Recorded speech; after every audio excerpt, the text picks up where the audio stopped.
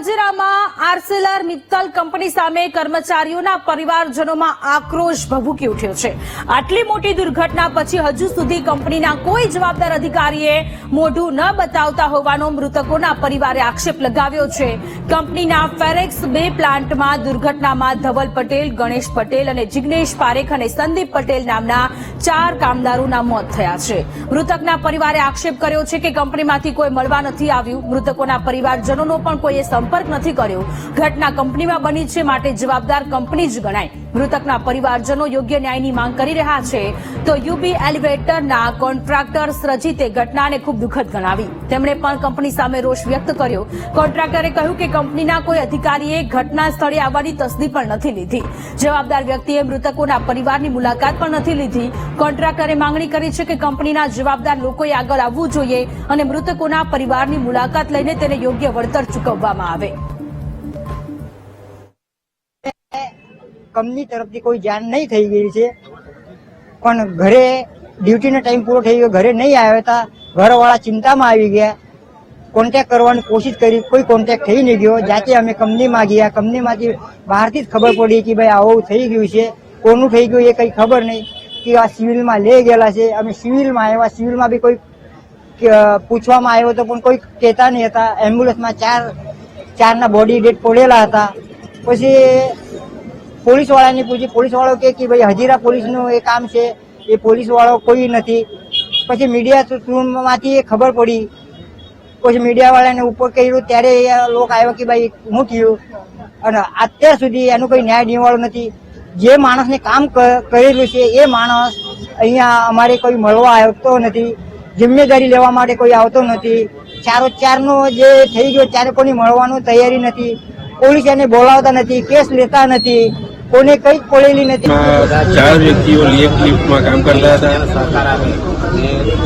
એમાં steel પીકારતી ચીમનીમાં blast થયો। એના કારણે 4 વ્યક્તિઓ જે હતા કામ કરનાર એ એમના ભોગ બન્યા છે।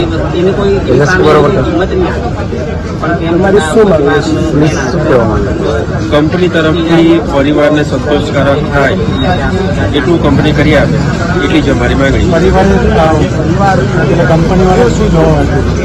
કંપની વાળો જવાબ આપનાર કોઈ વ્યક્તિ હજુ સુધી આવ્યો નથી। અમે કાલે સાંજે 7:30 વાગ્યાના ફરી પગે અહીં ઊભા છીએ।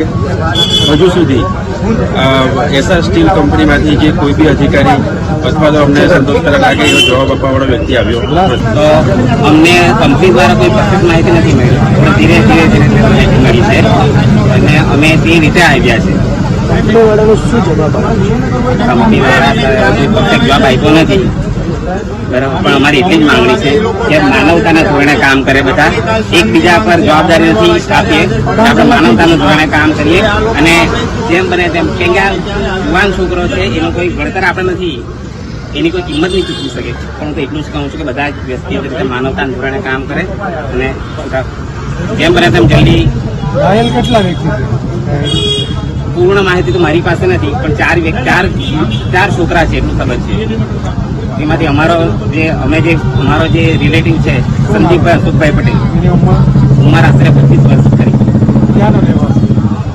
સુરત જિલ્લાના મહુવા તાલુકામાં બારતાર खंडारकने गांव है। तो करीब 5-5:30 के 5:30-6 के अराउंड हमको फोन आया साइट पे से कि एक्सीडेंट हुआ है, आपके आदमी लोग मिसिंग है करके। ठीक है, तुरंत हम लोग अंदर पहुंच गए, हमारे आदमी का क्या वेयर अबाउट जानने के लिए हम लोग उधर पहुंचे। तो हम जैसे उधर पहुंचे उसने आधा 1 घंटा ले लिया था, फिर लोग ने सिविल में भेज दिया करके बोला। हम सिविल में दौड़ के, लेकिन एक चीज है, इतना बड़ा कंपनी होके भी उन लोग एम्बुलेंस के साथ प्लांट का कोई एटलीस्ट सेफ्टी वाला HOD कोई भी उनका एक स्टाफ आना चाहिए था, वो कोई आया नहीं यहाँ पे। हम 7 बजे से 2 बजे तक यहाँ पर खड़े हैं। उनका एक आदमी को भेजा है, भावेश करके कोई HR करके भेजा है, पर वो कल भेजा, उसको कुछ पता नहीं है। जो प्लांट वाला आएगा बात करेगा तो हमसे होगा। लास्ट में हमने इधर कल हल्ला किया, तो फिर लास्ट में जाके IPS सर ने हमको एश्योरेंस दिया कल आपको फैमिली वाले से मिलवाएंगे करके। अभी हम वेट करेंगे, फैमिली वाले अभी बहुत रोष में है। अभी हम लोग सब सीधा उधर ही पहुंचने वाले हैं। परिवार क्या चाहता है? परिवार चाहता है उन लोग फैमिली वाले से पहले मिले, बात करे कि उनका रीजन जाने कि क्या है करके, और उनका जो मांग है वो पूरा करना पड़ेगा और हम उसके साथ रहेंगे, हम लोग भी उनके साथ ही कितने रहेंगे। लोग ब्लास्ट में कितने घायल भी हुए? हमको कुछ पता नहीं, हमको हमारा 4 आदमी मिसिंग पता है और इन लोग बात बहुत छुपा रहे हैं, हमको पता नहीं। हम तो गए, हमारा 4 आदमी मिसिंग था, हम तो कंटिन्यू, क्योंकि ये चारों आदमी किससे हमारा कांटेक्ट रेगुलर रहता है, वर्कर नहीं थे लोग, हमारे इंजीनियर और टेक्नीशियन लोग ही थे।